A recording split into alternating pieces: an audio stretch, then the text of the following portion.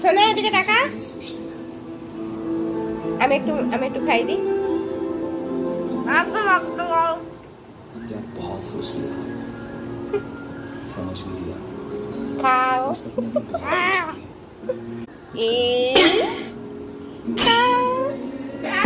ঘরে কি হচ্ছে? कभी कभी मन करता है ना कि अपना शहर ये सब छोड़ के कहीं दूर निकल जाए,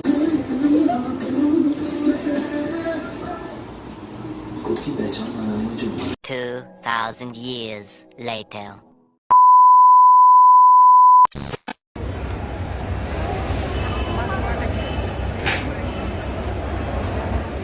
হ্যালো ফ্রেন্ডস, গুড নুন।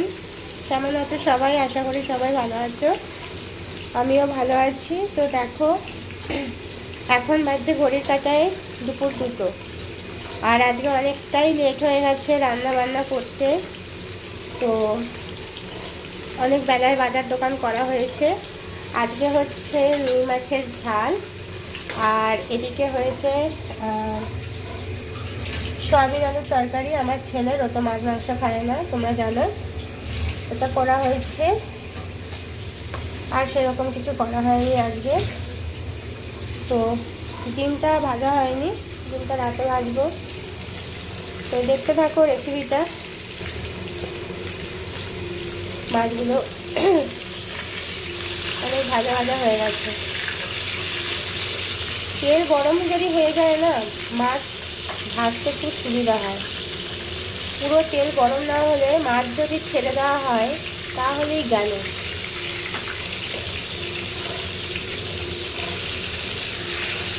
মাছ ভাজার আগে তেলটাকে ভালো করে গরম করে নিতে হবে।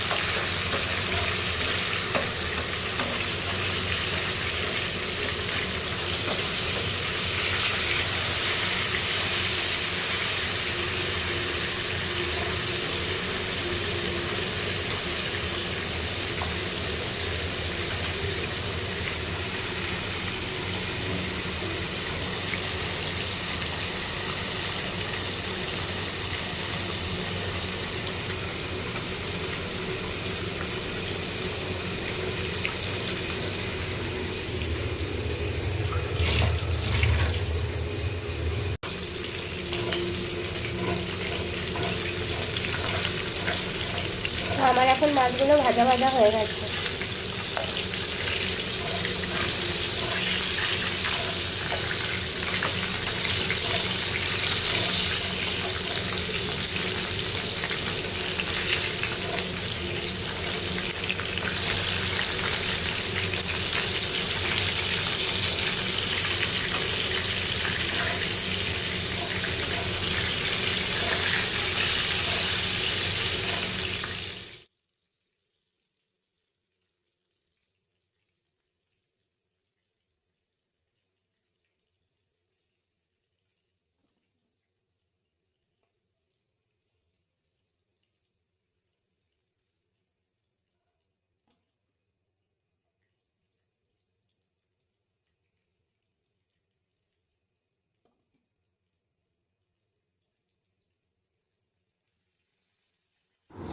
তো গাইস, তোমরা দেখতে পেলে যে আমি কত দূর থেকে তাড়াহুড়ো করে মানে বাড়ি এলাম। তো অনেক দূর গেছিলাম, কোথায় গেছিলাম সেটা পরে জানাবো তোমাদেরকে।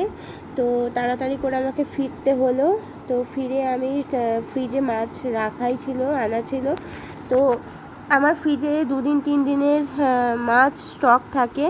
তো সেই মাছ তাড়াতাড়ি করে বের করে আমি কোনো রকমে একটু ঝোল ভাত করে নিলাম, কারণ মায়ের শরীরটা ঠিক ভালো নেই। তো তার জন্য আমাকে একটু উদ্যোগ নিতে হলো রান্নাবান্নার। আর আমার ভিডিও তোমাদের কেমন লাগছে অবশ্যই কিন্তু কমেন্টের মাধ্যমে জানিও, কারণ তোমরা কমেন্ট না করলে আমি ঠিক বুঝতে পারছি না যে আমার ভিডিও তোমাদের কেমন লাগছে। সো সবাইকে যেমন সাপোর্ট করছো বন্ধুরা, আমাকেও সাপোর্ট করো।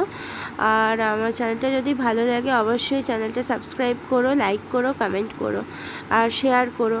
তো চলো দেখতে থাকো পুরো ভিডিওটা। টাটা।